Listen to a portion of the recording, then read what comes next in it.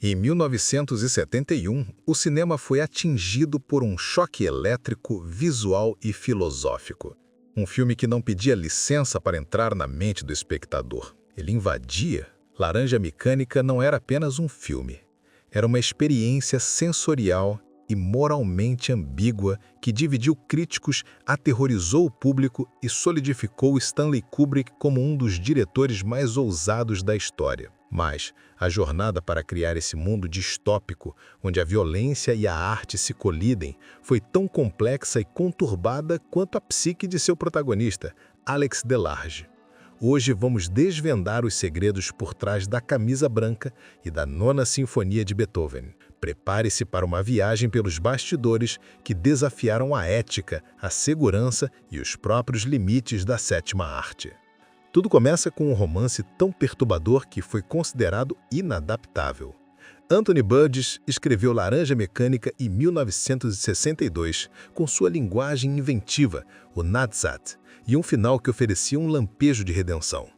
Kubrick, um leitor voraz, viu no livro não uma história de violência gratuita, mas um tratado filosófico sobre o livre-arbítrio, o condicionamento e a natureza do mal. A primeira batalha nos bastidores foi justamente pelo roteiro. Diz a lenda que Kubrick escreveu o roteiro em apenas 6 semanas, com uma máquina de datilografia em uma mesa no pé de sua cama.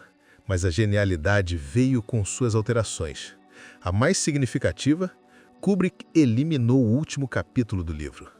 No romance original de Burgess, o capítulo 21 mostra Alex, já adulto, começando a amadurecer e a perder o interesse pela violência, desejando uma vida comum e uma família. Kubrick considerou esse final inacreditável. Ele defendeu que a essência da história era a natureza imutável de Alex e que um final feliz seria uma traição à tese central do filme.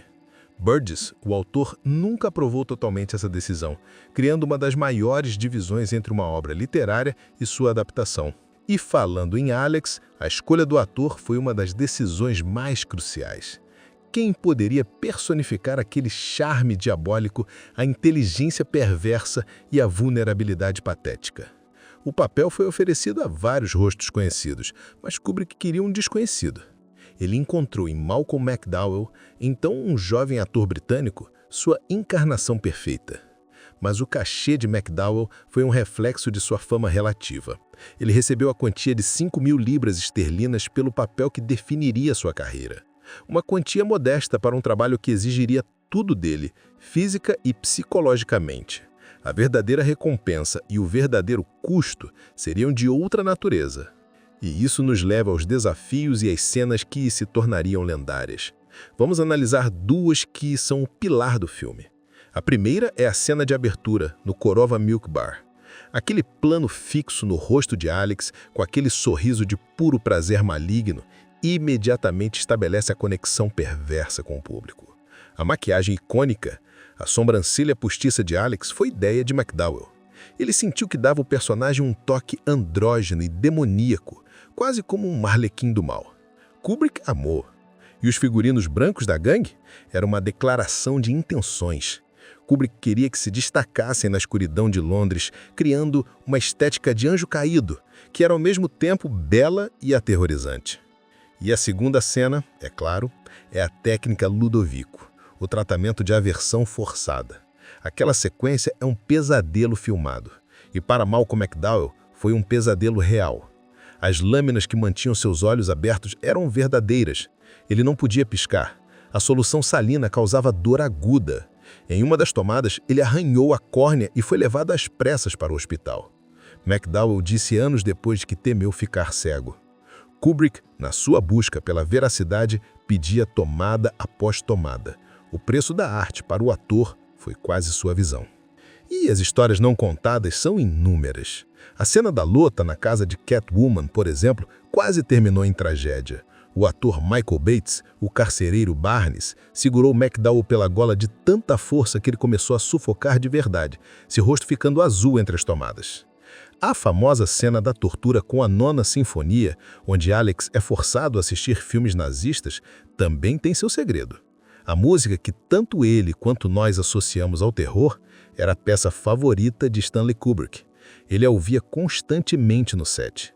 Ao usar a obra-prima de Beethoven como instrumento de tortura, Kubrick estava realizando uma das suas provocações mais profundas.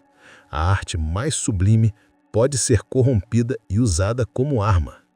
E o custo total dessa visão distópica, o orçamento de Laranja Mecânica foi relativamente baixo para sua grandiosidade, cerca de 2,2 milhões de dólares.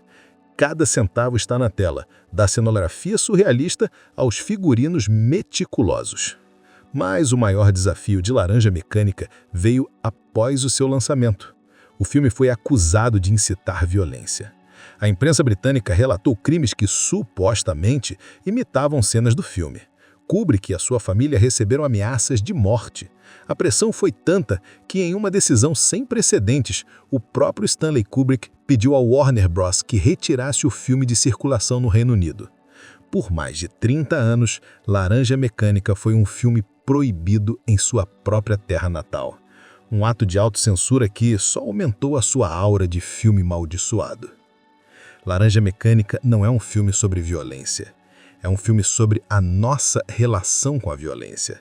Sobre como a sociedade, na tentativa de erradicar o mal, pode se tornar tão cruel quanto o próprio criminoso. Os bastidores que revelamos hoje mostram que, para criar essa obra-prima perturbadora, foi necessário cruzar linhas éticas, exigir sacrifícios humanos de seus atores e sustentar uma visão artística impopular e incômoda. A genialidade de Kubrick não estava em agradar, mas em provocar, e nos forçar a olhar para o Alex dentro de cada um de nós e perguntar: o que é pior, a violência do indivíduo ou a violência do Estado?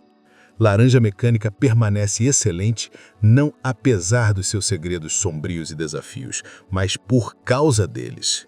É um filme que foi forjado no fogo do conflito, tanto na tela quanto fora dela, e sua chama inquieta continua a queimar desafiadoramente até hoje.